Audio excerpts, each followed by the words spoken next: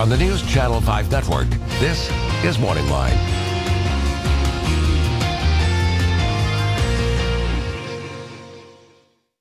Good morning, everyone. Thanks for joining us on MorningLine. I am Nick Beres. You already know that. It is Thursday. What you may not know is we're not doing open phones Thursday today because we did that yesterday, which was a Wednesday.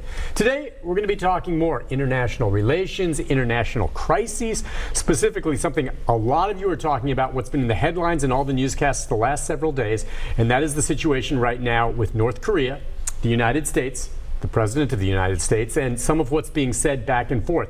In case you've missed it, some of the most recent developments deal with the fact that North Korea now claims to be targeting 4 missiles for the island of Guam, which is an American, what's the word for it, property or like, to be threatening that and have a game plan in place to possibly launch missiles against Guam, where we do have a military base, in retaliation for some of the things that they see the U.S. doing and the sanctions and all of this.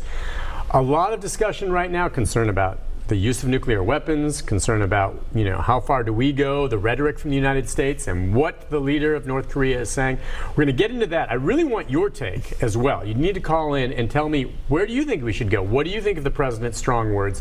And how do we deal with this situation? 737-7587. But to talk about this, he's got insight we don't have because he's a professor at Vanderbilt. Thomas Schwartz, good morning, Tom. How are you? Nice to have you on. Well, all right. I don't know if I've missed anything more. In terms of the very latest, we heard late yesterday about North Korea saying they're going to target Guam. Yes. A lot of reaction. As of this morning, it certainly doesn't look as though Kim Jong-un is backing off after President Trump really hit him with some of the strongest language we've heard from a president threatening the potential for a nuclear holocaust, right? So what do you think's happening this morning? Oh, this morning, I think you've got both sides very much at loggerheads. The North Koreans denounced President Trump's threat as nonsense and did make this statement about possibly targeting Guam in middle of August. August is the month when the United States and South Korea usually conduct military exercises in the South, and that's usually the month also when North Korea protests that. Okay. It's a month also when in the past they've also conducted tests of both missiles and of nuclear weapons. So we are looking for a possibility of a heightened tension on the peninsula over the course of the next month. Give me an idea, just if you can, and I don't know, this I know is just going to be theorizing on your part, but North Korea, all right, the fact that they're so provocative, I know that the outside countries don't want them to get nuclear weapons, so the sanctions are the things that upset them when we put them in place and they continue to develop. But truly, no one is out here, us, China, or anyone else, wanting to invade North Korea. Sure, we'd like them to go away. But no one's really saying, we're going to invade you, we want to take you, we're going to knock the power structure out there. Why is North Korea constantly such a thorn in everyone's side? I mean, can't they just... No one's threatening them. Are they paranoid in their own little isolated world? Because there's not a bunch of people knocking down the door to go in and take over North Korea. No, but the regime itself, as I think, feels internally threatened. We know, and I think most viewers and everyone knows, that the leader of North Korea has had to kill off a fair number of rivals over the last 6 years. Okay. I mean, he killed his brother earlier this year in Malaysia through nerve gas. He's killed his uncle, the general, very dramatically. He's killed off a number of others. So it's clear there's a power struggle going on. And what you have to remember is North Korea is a country which, in which some of its people certainly know, and some of the elite know, how far behind it is the South. After the Korean War ended, North Korea for about 20 to 30 years was actually ahead of the South in economic development and in what we think general level standard of living. And then the South Korea sort of took off. Right. And now South Korea is one of the most strongest economies in the world, a really fully first-class modern nation. North Korea is, it's got people who are starving. It cannot feed its own people. The elite lives reasonably well, but it is a society that is in some sense paranoid by the mere fact of its existence. It cuts off contact from the rest of the world. There is no internet in North Korea. There is a system that allows people to access information, but it restricts any contact with the outside world. All of this is reflective of a regime that doesn't recognize or see itself as legitimate. It's more, when I think of North Korea, I think more of something out of The Sopranos, a sort of mob control of an operation that is constantly worried someone's going to come in on its territory, partly because it knows that it has no legitimacy. There's no elections, there's no way in which the North Korean leaders can field But they don't have anything we want. What we want them not to do is have nuclear weapons. But remember that farcical movie, The Interview? Yes. Seth Rogen and such, which actually got pulled at one point, but I ended up paying on pay-per-view to watch it just as a protest. And I did get a kick out of it. But it was a story about The Interview, how 2 American journalists found a way to get in to interview the North Korean leader, and they were going to be set up to try to do an assassination, all this. But part of it that I've heard is maybe true is that North Korea, when you see the media coverage of what they release propaganda of these huge goose-stepping soldiers and rallies and all these big fancy buildings, I heard it's like a Hollywood studio. That it's basically, and this is kind of what was portrayed in the movie, I don't know how accurate the movie was, of course it was a comedy, but it's like a facade for the outside public to see when they let the few people into that country, showing, you know, these buildings and all this, but if you go behind it, they're empty. Big skyscrapers, not a soul in them. And then you go deeper into the country, and that's where the people are starving, like you said. It's just a fake facade, and I'm fascinated. It's almost like Cuba, but worse, in that it's locked in time, and it's a mystery about these people and how they live. Well, and it is very different in the sense that Cuba has always, even though it was closed to Americans, been open to the rest of the world. No, Canadians, others could come.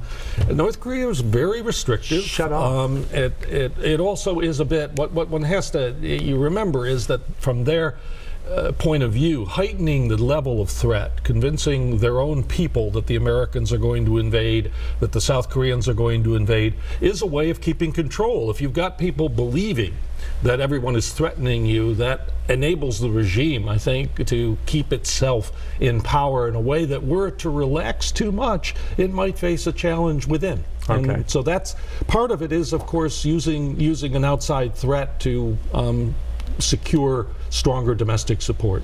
Well, listen, we're going to take a call before we go to the break. There's so much to talk about, and that's where I really want our viewers to weigh in. It's just, against this whole backdrop is the fear of any use of nuclear weapons by us or anyone else. It's just the mere fact that it's being talked about. As I was watching the news this morning, just like, oh my gosh, can we actually be considering this?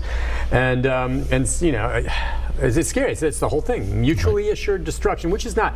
But by the way, before we get to the phone call, there is absolutely no debating the fact that if North Korea does something provocative where we have to respond, we could obliterate the country in a blink of an eye. Okay? Now, that doesn't mean that we won't suffer some casualties ourselves, because they'll be able to launch something off, if not to the United States, to our interests in Guam, or God forbid South Korea nearby with all those millions of people. I mean, that just seems like a non-option. Well, yes. Yeah, no, that's why there are no good options here. The fact that the North could actually kill thousands and thousands of people in South Korea. As they go down in flames. Yeah, we'll obliterate them. That's why I worry about those of you on my Facebook page or may call in and say, well, you know, let's just go in and nuke them. You know what? That is simplistic, and you haven't thought it through. Obviously, we may have to. And by the way, we can retaliate and go after them, can't we? Without nuclear weapons. We could. Can't we just send in bombers to target all their, you know, infrastructure and bomb the crap out of it? There is this morning they were talking much more seriously about there have been a whole series of planned operations with P.1 bombers coming from Guam that do in fact target all of the nuclear facilities without using nuclear weapons. We would bomb all of the missile sites and the nuclear facilities in the north. And that certainly, I think if I had to think of on the level of options, that probably is one that is up there at least as a possibility. Right. And the reason that we've never done this before, because we've done bombings before in Libya and obviously Iraq and Iran and all of that. Those countries didn't have nuclear weapons. I mean, I'm wondering why haven't we already? Because we bombed Iran when they, and went after some of their infrastructure when they were building nuclear weapons. Why have we not done it to North Korea at this point? And one, maybe because they're backed by China, but two, they may already have some deliverable nuclear weapon to some degree. Is that why we haven't already just gone in and blasted them when they continued to ignore the sanctions? I think there were always these inhibitions against, partly because North Korea does have an alliance with China, and so that we didn't want to do that. Back to the Clinton administration was the first administration that actually tried to negotiate and thought that it got a freeze on the nuclear program, and then the North Koreans have just continued to move ahead. From their point of view, having a nuclear weapon ensures the survival of the regime. As they look around, when they look at a place like Iraq, Iraq or when they look at Libya, we took out regimes in both of those places that had given up their nuclear weapons or did not have nuclear weapons in the first place. So from their point of view, having a nuclear weapon is the ultimate in insurance policy. On that note, we'll take a break. When we come back, Joe, Mike, and others, stay on the line. We'll get to your phone calls when we come back. What do you think? What should we do? What do you think of the president's response to this point? 737-7587. More right after this.